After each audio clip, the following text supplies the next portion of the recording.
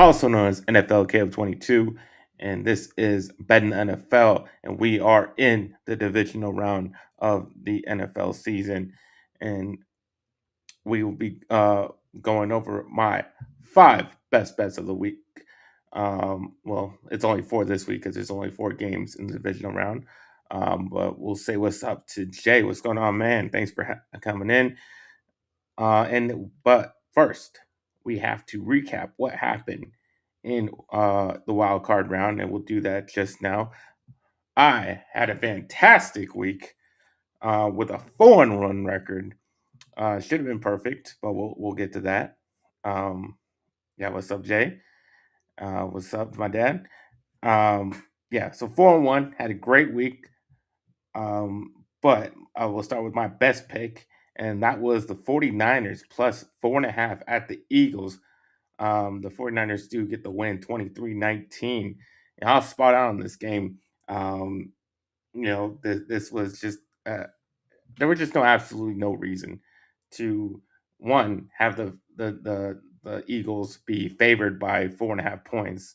I thought that was ridiculous, and two, to think that the Eagles would actually cover that type of spread was also equally ridiculous. So I had to take the points, um, and that they didn't even need them because they won it outright. Despite the injuries the Niners had on defense, the Eagles go an entire half of football where their offense barely does anything. They score 1 field goal in the second half, and they kind of been doing that all season. And I said that last week. That's why I didn't trust their offense. That's why I didn't like them to win this game because it wasn't going to get better. They were consistently bad, and to think that they were going to get all of a sudden get better in this game, that I didn't think that was going to happen. Hertz only had 168 yards passing, and once again loses another game where he has to throw more than 30 times in a ball game. And Barkley, they even got him going a little bit, but it just wasn't like last season. It wasn't the same Barkley, and that was the difference. And that's why they didn't win one game in the playoffs. And this wasn't so much in my confidence in Brock Purdy or the 49ers banged up team. It was just outright conviction that I knew this offense was not good, and they proved me right. And that's what cost them the game. So I love that pick. I love that the Eagles lost because I hate the Eagles. But I also love that I won this bet, and so we got that. That was my best pick. But now we have to go to my worst pick, which was my only loss of the week. Packers -1 at the Bears. They lose it 27-31. This was like I said, my only loss of the weekend. Would have had a perfect weekend if it was not for this game, but the damn stupid ass kicker had to miss 2 field goals in an extra point. That's 7 points worth, and and if they had got that, they would have won the game. If he had just kicked the extra point, they could at least set up for a field goal on that final drive to tie the game and get it to overtime. But no, couldn't kick one goddamn field goal. The Packers offense, they look pretty good. Jordan Love was on it. He had 4 touchdowns, but uh, he just was, and they struggle on defense. Caleb even struggled himself throughout the game, but he had some spectacular plays that led to this comeback. And yeah, the Packers just had a disastrous fourth quarter, and let the Bears come back. And I thought the Bears wouldn't have like this miracle game like they did in the second game against the Packers, but then they end up proving me wrong. They did it again. They led a great comeback, and yeah, it's just I picked the Packers for a reason because they got up 21-3. That's why I picked them because I thought they were the better team and they looked like the better team.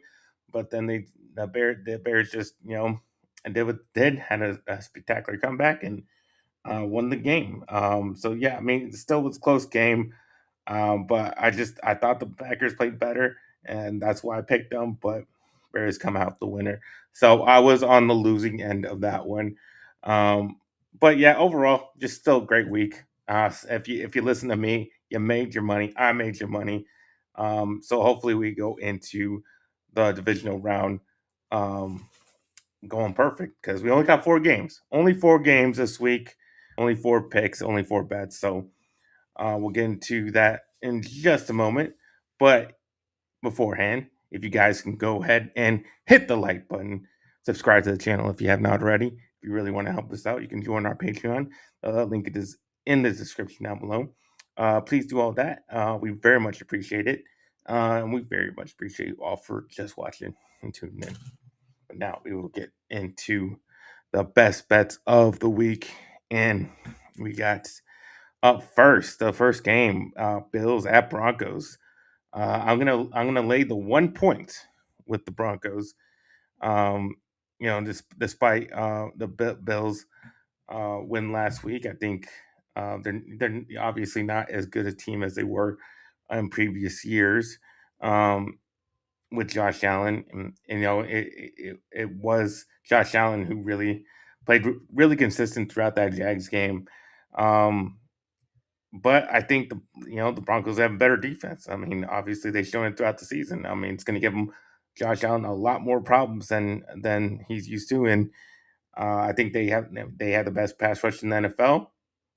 There's going to be temptation just to go ahead and say you know take the Bills because like I did last week. I took the Bills last week because I believed in Josh Allen. I believed that he was going to take over the game and he was going to win it for them, and he pretty much did.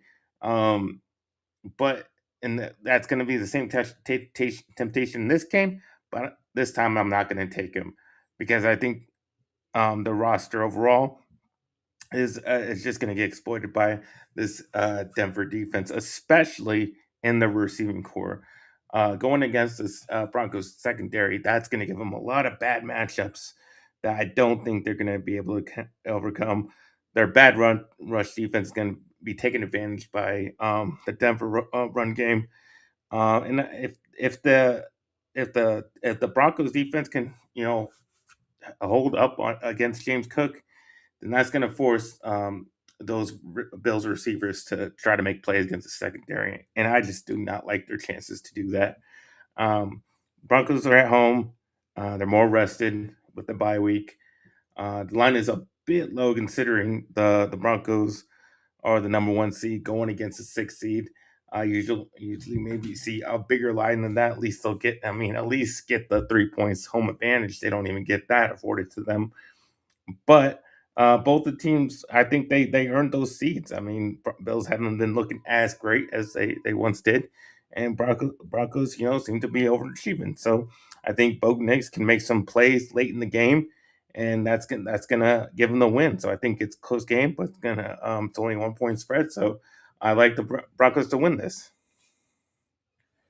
All right, get to the second game here, and that is the 49ers at the Seahawks. Seahawks are laying 7.5 points, and I'm going to lay the points with them. This is the biggest spread of the divisional round, but it is not a double-digit spread. So that's one reason why I really like this game, and I really like the Seahawks to cover. In the last week of the season, we saw that the Seahawks kind of just overwhelmed the 49ers. They clinched the number 1 seed, and I can see the same thing happen in this game. They were already banged. The 49ers were already banged up on defense. Now they got another injury to deal with George Kittle being out. They already had a Uke out. I mean, they had Pearsall out. It's just gonna be put all on Christian McCaffrey to make big explosive plays for the 49ers offense and against the Seahawks defense. I just don't see that happening. This is a much better defense they had to go up against than they did last week. Seahawks secondary will, have just like in the Broncos game, they're gonna have the better matchups in their secondary against this weak receiving core of the 49ers. And yeah, they're playing at home. Like I said, all the same, playing at home. They're the more rested team. There's just too much to overcome for the 49ers. And, it's not that big. I mean, it seems like a big spread, but considering what the 49ers are dealing with and how good the Seahawks have been playing and their roster overall is, um, I think they can. I think they can go ahead and cover that 7.5 points. So go ahead and lay the points with the Seahawks. All right, we'll get to the third game of the week. That is the Texans at the Patriots. Patriots laying -3. Texans were struggling badly on offense on Monday night. It was their defense who really got them the win, and made it look worse than it might have seemed throughout the game. Stroud really, has never really reached the heights of his rookie season, but he seems to always win the first wild card game. But we've seen in the last 2 years that he does not get any farther than that.